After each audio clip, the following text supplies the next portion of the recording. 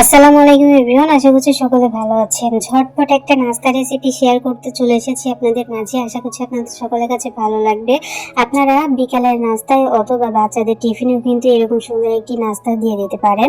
খুবই দুর্দান্ত হয় খেতে এবং খুবই সহজ। ঘরে থাকা কয়েকটা উপকরণ দিয়ে কিন্তু তৈরি করতে পারবেন। হাতে মাত্র 5 থেকে 10 মিনিট টাইম থাকলেই কিন্তু আপনারা এরকম সুন্দর একটি নাস্তা তৈরি করতে পারবেন। এবং খুব বেশি জোরে যদি খিদে পেয়ে যায় তাহলে কিন্তু এই নাস্তাটি একদম দুর্দান্ত। তো চলুন দেখে আসি নাস্তাটি আমি কিভাবে তৈরি করছি। নাস্তাটি তৈরি করার জন্য আমি একটা ডিম নিয়েছি, তার মধ্যে দিয়ে দিলাম হাফ চামচ লবণ, হাফ চামচ হলুদের গুঁড়া আর 1 চামচ ভাজা জিরার গুঁড়া। আমি আমার পছন্দ মতো দিয়েছি হলো লবণ। আপনারা আপনাদের পছন্দ অনুযায়ী লবণটা দিবেন। আমি একটু লবণ বেশি খেতে পছন্দ করি, তো আপনারা একটু কম দিয়ে দিবেন, ঠিক আছে। আমি যতটুকু দিয়েছি অতটুকু দেওয়ার দরকার না, একটু কম করে দিবেন। তারপর সমস্ত উপকরণ আমি একটা কাঁটা চামচ দিয়ে খুব সুন্দর করে নেড়ে চেড়ে ফেটিয়ে নিব। একদম ভালো করে মিশিয়ে নিতে হবে যাতে শুকনো উপকরণগুলো কোথাও এক জায়গায় দলা পেকে না থাকে। তার জন্য আমাদের ডিমের মিশ্রণটা যখন হয়ে গেছে তখন এখানে দিয়ে দিব কিছু পেঁয়াজ কুচি, কিছু মরিচ কুচি আর নিয়েছি হলো কিছু গাজর। গাজর আমি ছোট ছোট করে কেটে দিয়েছি, আপনারা চাইলে লম্বা চিকন করেও কেটে দিতে পারেন। আর মরিচটা আমি আমার পছন্দ মতো নিয়েছি, আপনারা আপনাদের পছন্দ অনুযায়ী নেবেন। আর পেঁয়াজটা অবশ্যই একটু বেশি করে দেওয়ার চেষ্টা করবেন। এই সমস্ত উপকরণ আবারও খুব সুন্দর করে ডিমের মিশ্রণের সঙ্গে মেশাতে হবে। ডিমের মিশ্রণের সঙ্গে যখন ভালো করে মেশানো হয়ে যাবে তখন আমি এখানে দিয়ে দিব হলো 1 কাপ ময়দা। আমি ময়দা দিয়েছি, আপনারা চাইলে আটাটাও কিন্তু এখানে ব্যবহার করতে পারেন।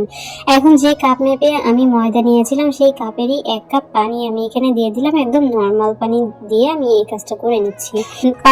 1 কাপ পানি দিয়ে আমি খুব সুন্দর করে খুব সুন্দর করে নেড়ে চেড়ে নিব। খুব সুন্দরভাবে যখন নেড়ে চেড়ে নেওয়া হয়ে গেছে তখন এখানে আমার আরো কিছুটা পানির প্রয়োজন হবে।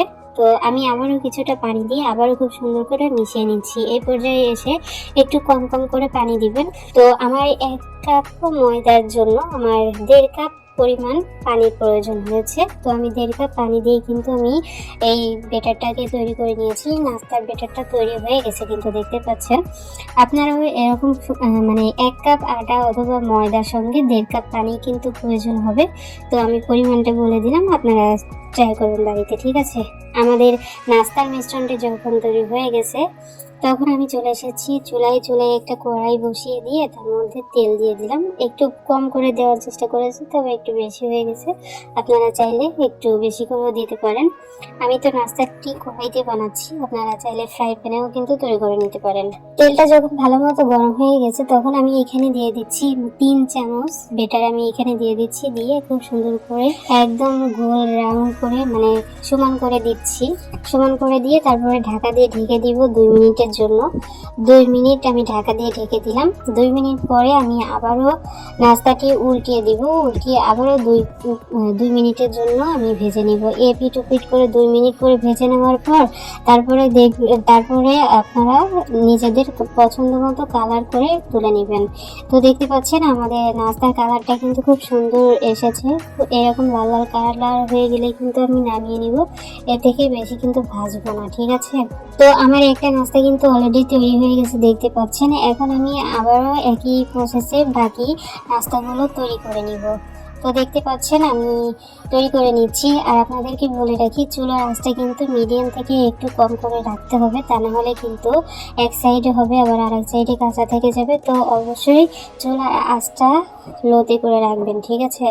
তো একে একে আমি সমস্ত নাস্তা তৈরি করে দেখাচ্ছি যে আমাদের আজকের নাস্তা রেসিপি কেমন হয়েছে। তো দেখতে পাচ্ছেন আমাদের ইতিমধ্যে নাস্তাগুলো কিন্তু তৈরি হয়েছে। আর আমাদের 1 কাপ ময়দাতে প্রায় 5টা মতো নাস্তা কিন্তু তৈরি হয়েছে, এরকম বড় বড় গোল গোল করে, পাতলা পাতলা করে।